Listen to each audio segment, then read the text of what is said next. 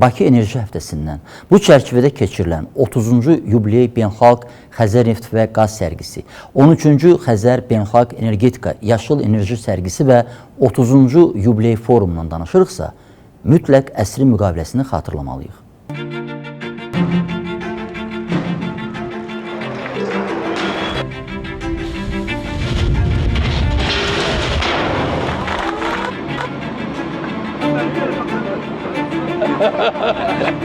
Çox çətin yollardan keçmişəm.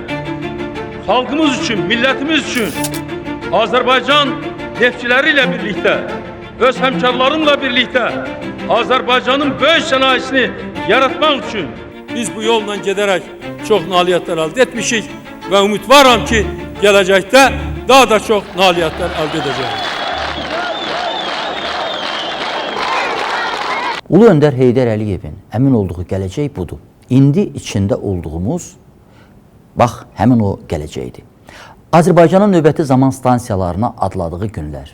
Biraz əvvəl dedim ki, əsri müqaviləsi imzalamasaydı, yəqin ki, Azərbaycan ya indiki kimi olmazdı, ya da heç ümumiyyətlə olmazdı.